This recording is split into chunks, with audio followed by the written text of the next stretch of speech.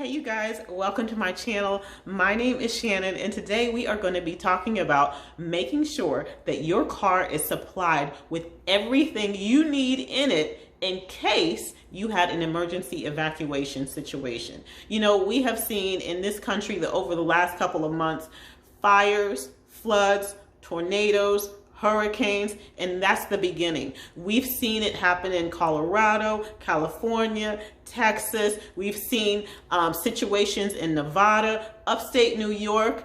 If something were to happen to you, are you ready to leave on a dime? Is your car prepared for you to just get in and go? So that is what we're going to be talking about today. Do you have a compact shovel? Do you have flares? Do you have other things that are necessities for you to have in your car if you needed to leave immediately? So we are going to go ahead and get started. So we're going to get everything in this bin, and that will help us keep track of stuff. We'll know what's in there at a glance, and we'll keep everything in one place. You know, you don't want things in your glove compartment, things in your back seat, things in your trunk. You don't want all that. You want to know where everything is and keep it in one spot. So we are going to go ahead and get started. Okay, you guys, so we're going to start from the front to the back. In the very back, you will see a very long umbrella. I have a large one, and then I have a short one as well. In addition to that, you will see antibacterial wipes or whatnot. You know, you cannot ever go wrong with having those in your vehicle. The other thing that I always keep in the car is this first aid kit. You know, you never know what can happen during the time that you are evacuated away from home. You have pretty much everything in here, and then there's another layer at the bottom. You might not need something this big, but I would definitely recommend having some first aid stuff in your vehicle. Please look at my 72-hour emergency evacuation kit to see what I put in that, because I have some first aid stuff in there as well. In addition, this is my extra long jumper cable kit. I have two. I have the 16-foot, and then I have ones that are a little bit shorter. So you never know what you might need, but you definitely want to make sure that you have tools. And when you have like your screwdriver or whatever, make sure you have different I don't know what these are called, these little doodad heads or something, I don't know, but anyway, make sure that you have the variety. I have scissors, I have pliers, I have my larger ones, and then I have my smaller, like, I don't know, the more pinpointed ones or whatnot. I always keep my solar power bank in my car. I have one in the house and one in the car. You don't want to drain your battery in case you need to charge something. You never want to be in a situation where you have to drain your battery, so use your power bank in those situations. In addition, you guys, if you've watched any of my other emergency videos, you have seen this flashlight. It is so bomb. I love this flashlight. It does so many things. Watch my video. I'll put it in the put a link to it or whatnot to see a little bit more about this flashlight and how it works and all it does or whatnot. In addition to all of that stuff, you see I have my snow and ice scraper. If you're in an area where you get snow or ice or other weather stuff, it's good to have. You want to make sure that you have a tire pressure gauge and a headlight, because you never know if you have to look under the hood or you know, just be out at night and you don't want to use your car lights or any of your car energy or whatever. Have your headlight. These things are great in the event where it's too dark to see and you need your hands free. So have that. I have my poncho, as you all can tell, and then gloves, and make sure that they're gloves that have a grip to them. In addition to these, I would recommend having waterproof gloves.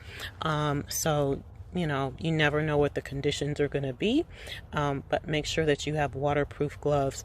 You'll see on the side here, I always have a blanket. You want to make sure that you have a blanket for every single person, and you also want to have parts, whether or not it's a fuse or an extra light bulb or whatever it is, you know, you think about having parts to your vehicle. You don't know if you're going to be gone days, weeks, or an extended period of time.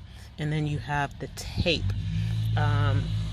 Again, you don't want to use your car for, you know, use the energy on your car battery. So keep an emergency crank radio, and keep any liquids, any type of fluids that your vehicle might need, windshield wiper fluid, oil, anything like that. You want to make sure that you keep, and definitely want a hazard triangle kit. You want to be able to put that on the road if you need to stop and, you know, put out your hazard triangles. You want people to see you, especially at night, and so this is a kit with those in there. And in that little back corner, you'll see my paper towels.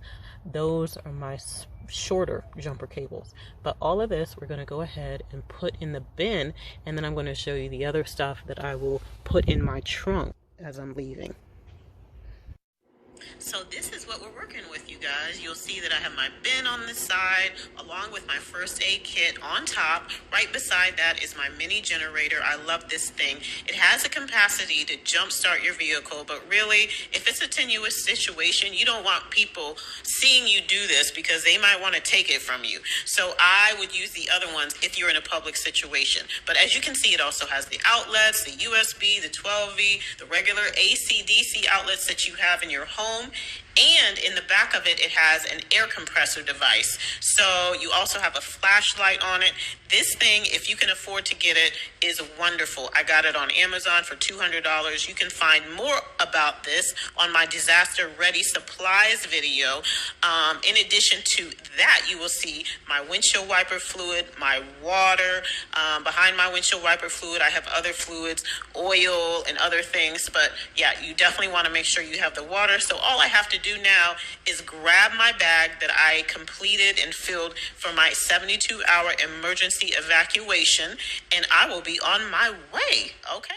So you guys, the final thing, if you have seen my video on making your emergency evacuation bag, is actually grabbing it when you are leaving for your emergency evacuation. So grab this bag. If you have not seen that video, I strongly recommend that you take a look at it. I have it broken down in 5 helpful sections of things that you need to make sure you have set aside and put in a backpack for an evacuation situation. You guys, thanks again for watching. Please give me a thumbs up if you enjoyed this video, or if it was helpful to any degree. I would really appreciate it. In addition, please share this with anyone who you think it might be helpful to, and leave your comments below. I love seeing the comments. I love seeing the suggestions. It helps us all out. You know, there might be things that I never even thought of. So please let me know below. Okay, I will see you on the next video. Bye.